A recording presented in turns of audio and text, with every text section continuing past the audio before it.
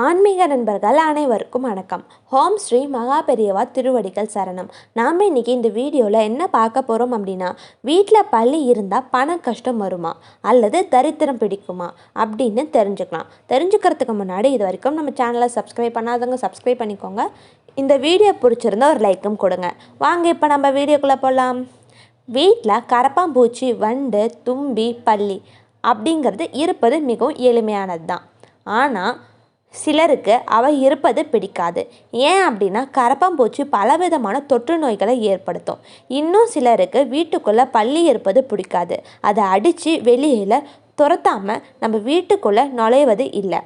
ஆனால் சிலர் பல்லி அப்படின்னு சொல்லும்போதே வீட்டுக்குள்ளே இருக்கிற பூச்சிகளை சாப்பிட்டு ஓரமாக இருக்கட்டும் அப்படின்னு பரிதாபமாக பார்த்து விடுவதுண்டு. இது பெரும்பாலும் சுவர்கள்லேயும் மூளைகள்லையும் காணப்போகிறோம். யாரையும் தொந்தரவு செய்கிறதில்ல.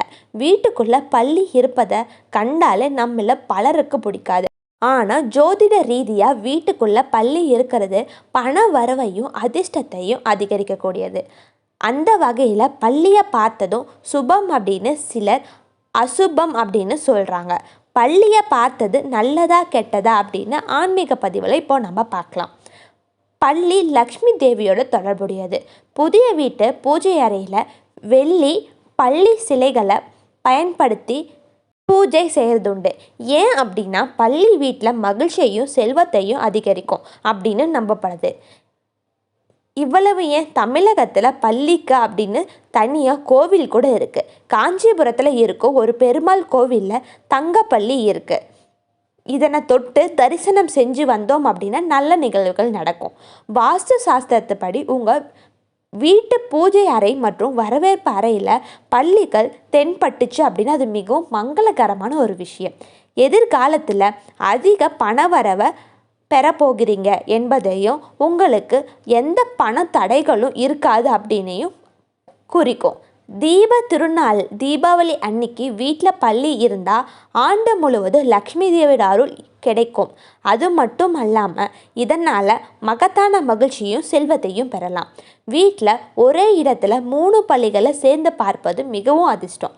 அதாவது உங்கள் பூஜை அறையில் 3 பல்லிகள் ஒன்றாக பார்த்தீங்க அப்படின்னா அது மங்களகரமான ஒரு விஷயம். இதனால் உங்களுக்கு நல்ல செய்திகள் கிடைக்கும் அப்படின்னு நம்பிக்கை. நீங்கள் ஒரு புதிய வீட்டுக்குள்ளே நுழையிறீங்க, அதே நேரத்தில் உங்கள் கண்ணுக்கு பல்லி தென்படுது, அது மிகவும் மங்களகரமாக நம்பப்படுது. அதே மாதிரியே நீங்கள் பல்லியை அடிக்கடி பார்க்குறீங்க அப்படின்னா முன்னோர்களோட ஆசீர் உங்களுக்கு கிடைக்கும் அப்படின்னு அர்த்தம். சில கோவில்களை மரத்தை சுற்றி பலர் நின்று கொண்டு எதையும் கை கட்டி பார்த்துக்கிட்டு இருப்பாங்க. அது வேறு எதுவும் இருக்காது. கோவிலில் இருக்கும் விருட்ச மரத்தில் பல்லிகளை பார்த்து தேவர்களை பார்ப்பறதுக்கு சமம்.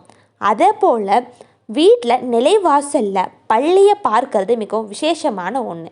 பல்லி வீட்டில் இருப்பதை பார்த்து யாரும் பயப்பட தேவையில்லை. அது அனைத்துக்கும் நல்ல சகுனம்தான். நமக்கு நன்மைகளை மட்டும்தான் அளிக்கும்.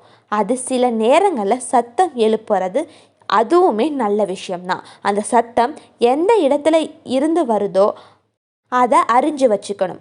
அடிக்கடி பல்லி சத்தம் எழும்புது அப்படின்னா நல்ல விஷயம் நடக்க போகுது அப்படின்னு அர்த்தம். இனிமே உங்கள் வீட்டில் பல்லியை பார்த்தா அதையும் அடித்து விரட்டாதீங்க.